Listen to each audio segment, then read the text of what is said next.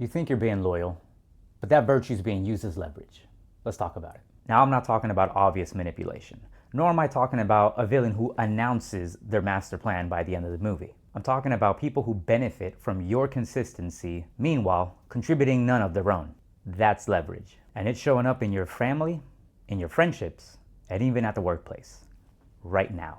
Here are some signs your loyalty is being used as leverage. Whenever they try to remind you about the things that they've helped you with in the past, whenever you try to give pushback. I'm going to give an example of one. Let's say perhaps you're somebody who goes to church on a Sunday, and right after Sunday you go to a lunch or brunch with your family. This is already a tradition that you guys have been doing for years. Now your friend may think that, okay, church is very important to you. You can probably skip out on the brunch though, because you're going to see your family next week. I have to board that flight, so can you also give me a ride to the airport? After all, it was me who was there for you whenever you needed to move out of that apartment into that house, remember? And so there's friction, because on one hand, yes, they did actually help you out that time that they specified. But that should not be used against you. Them being loyal to you should never be used as leverage to say, now you owe me. You have this debt. And because you owe this debt, now in their eyes, you look selfish. And this right here leads into sign number 2.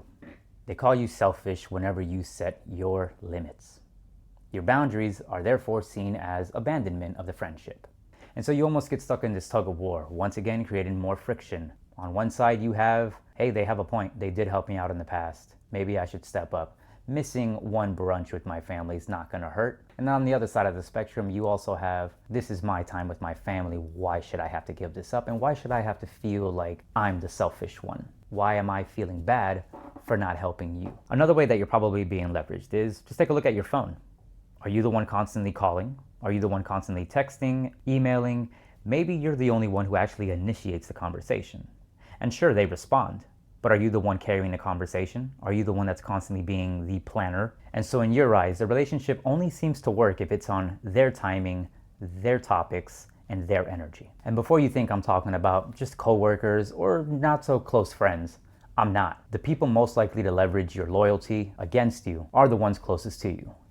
But how did we get here? How did you even get trained to be so loyal? Nobody wakes up and decides to just be somebody's free resource.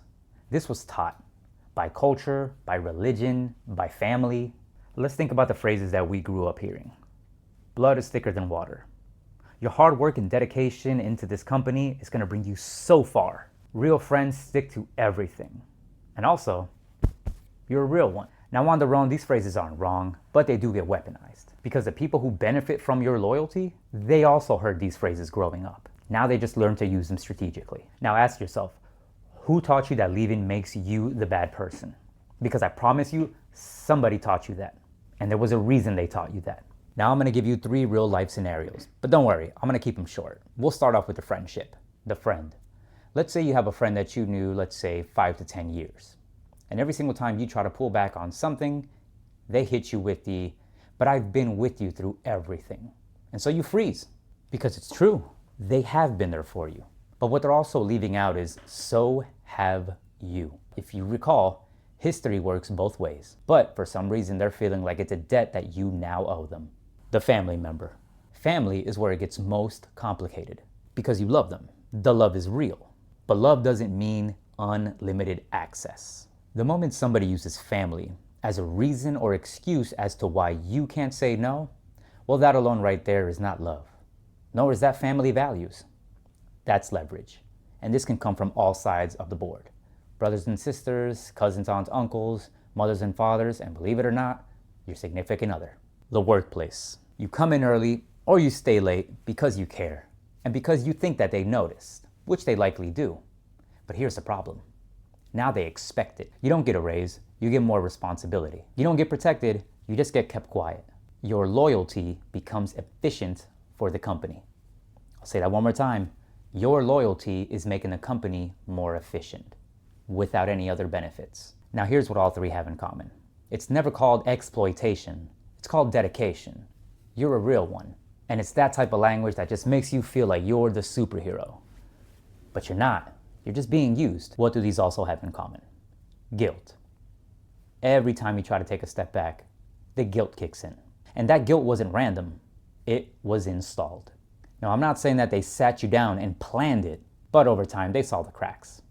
And because of those cracks, they learned what keeps you. And maybe it's your fear of not being seen as cold. Or maybe you've always had that can-do attitude, or you're just a fighter, and so it was used against you. And more importantly, maybe it's your faith. Every faith has taught us that you need to learn to forgive, period. And so you fight the good fight. But here's a question that you need to ask yourself, maybe on a daily, weekly basis. Does this person respect my no? Not just tolerate it, respect it. Now, I'm asking you to ask yourself this because somebody who truly and genuinely cares about you will be uncomfortable with your discomfort.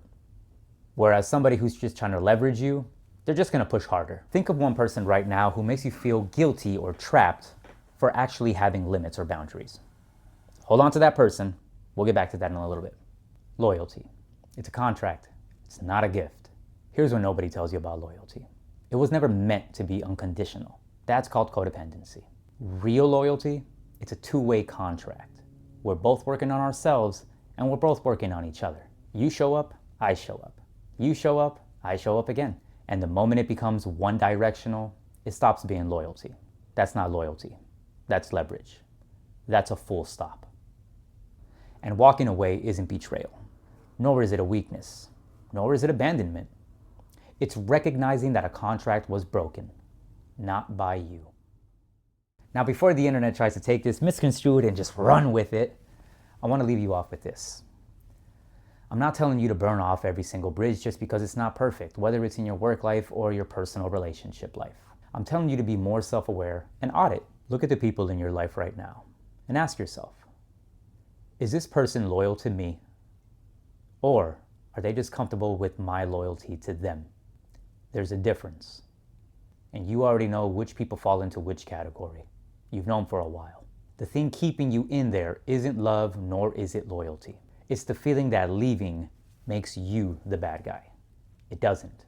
Sometimes the most loyal thing you can do is be loyal to yourself and stop idolizing these friends and friendships.